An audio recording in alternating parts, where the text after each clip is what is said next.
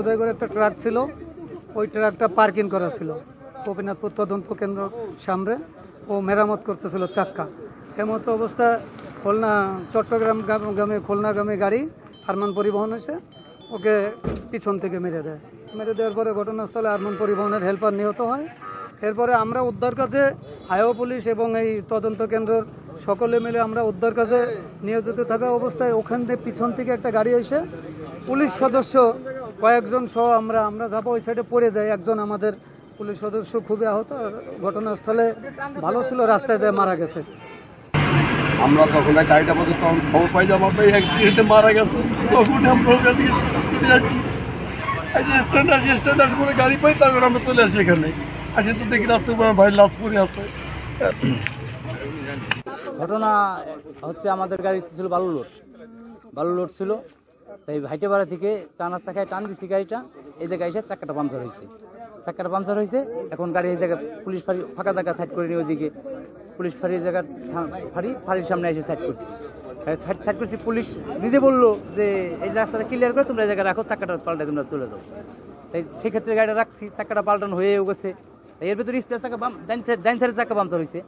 যখন ডাইন সাইডের চাক্কা ক্লিয়ার করে বাম সাইডে গেছি, চাক্কাটা স্পেয়ারটা ঝুলানোর জন্য, পাংচার চাক্কাটা ঝুলানোর জন্য আমাদের কাজ কমপ্লিট, আমরা চলে যাবো স্পেয়ার চাক্কা ঝুলে।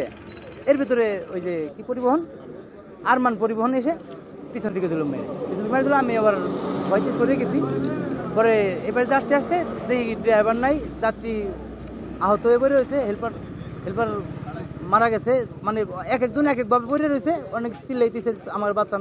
ওই মুহূর্তে পুলিশের লোক আছে, সবাই আছে, আমরা তো ধরতে পারি না।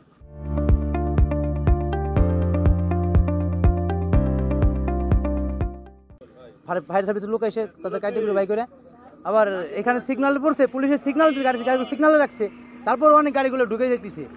ওই জায়গায় একটা পরিবহন দাঁড়া করা হয়েছে। কি পরিবহন ওটা? ওই গণেশ্যাম পরিবহন এসি গাড়ি ওই জায়গায় দাঁড়া করা হলো, পুলিশের সিগন্যাল দাঁড়া করা হলো। এর থেকে গাড়ি ঢুকছে কিছু, আরেকটা গাড়ি এসে পিছন থেকে মারি দিয়ে ওই জায়গাতে নিয়ে এলো। ওই জায়গাতে একজন পুলিশ কর্মকর্তা মারা গেল, পুলিশের মারা গেল। এখন 6টা গাড়ি মোট অ্যাক্সিডেন্ট চোখের সামনে হলো। রাত 2টা থেকে রাত 2:30টার পর থেকে এই 3:30 পর্যন্ত আর কি 6টা গাড়ি অ্যাক্সিডেন্ট। ওটা প্রথম ঘটে 2:30টার দিকে আমি সংবাদ পাই, ওসি স্যারের ফোনের মাধ্যমে সংবাদ পাই যে গোপীনাথপুর তদন্ত কেন্দ্রের সামনে একটি ট্রাক আর একটি বাস সংঘর্ষ হয়েছে।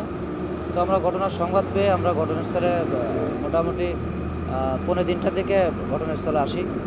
ঘটনাস্থলে এসে দেখতে পাই যে ঘটনাস্থলে বাসের হেল্পার সে ঘটনাস্থলে নিহত হয়েছে। তো তার লাশ আমরা সাইডে রেখে আমরা গাড়ির নাম্বার প্লেট সংগ্রহ অন্যান্য কাজ করতেছিলাম।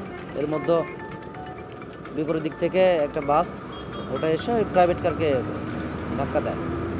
প্রাইভেট কারটা রাস্তার নিচে পড়ে যায়। পরবর্তীতে এটারও কার্যক্রম শেষ করে আমরা রেকারকে কল দিই, রেকার আসতে থাকে। এর মধ্যে আমাদের পিছনে আমরা যে কোণ দেওয়া থাকে, এই কোণে ওই এসপি গ্রিন লাইন নামে একটা বাস এটা এসে কোণে আঘাত করলে ওটা দাঁড়ানোর পরে সাথেই আমরা ওই এসপি গ্রিন লাইন বাসের সামনেই ছিলাম। তো এর মধ্যে পিছন থেকে একটা নিউ বলেশ্বর বাস আচমকা এসে ওই বাসটাকে খুব দ্রুত গতিতে এসে বাসটাকে পিছন থেকে আঘাত করার ফলে বাসটা ঠেলে নিয়ে যায় এবং ওই আগের যে অ্যাক্সিডেন্ট হওয়া যে আরমান বাস ছিল সেই বাসের পিছনে যে আঘাত করে। তো এর মধ্যে ওই এসপি গ্রিন লাইনের সাথে আমরা সামনে দাঁড়ানো থাকা আমাদের ওই এটিএসআই রফিকুজ্জামান ভাই ওনার ধাক্কা লাগার ফলে গুরুতর আহত হয় এবং আমরা সবাই লাফ দিয়ে নিচে পড়ে যাই। এই যে জমিটা দেখতেছেন, গাড়ির গতিবিধি দেখে আমরা এখানে লাফ দিয়ে চলে যাই, যে কারণে আমরা আর কি দুর্ঘটনা থেকে রক্ষা পাই। কিন্তু রফিক ভাই উনি গুরুতর জখমগ্রস্ত হন। পরবর্তীতে রফিক ভাইকে আমরা কাশিয়ানী উপজেলা স্বাস্থ্য কমপ্লেক্সে নিয়ে গেলে প্রাথমিক ট্রিটমেন্ট শেষে সেখান থেকে ডাক্তার ঢাকা মেডিকেলে রেফার করেন। পরে আমরা জানতে পারি যে ঢাকা মেডিকেলে নেওয়ার পথেই আসলে উনি প্রাণ হারান। সংশ্লিষ্ট যে বাসগুলো সেগুলো আমরা আটক করে থানা হেফাজতে নিয়েছি। যানজট ছিল, দীর্ঘ যানজট আমরা নিরসন করেছি এবং পরবর্তী আইনগত ব্যবস্থা প্রক্রিয়া দিই।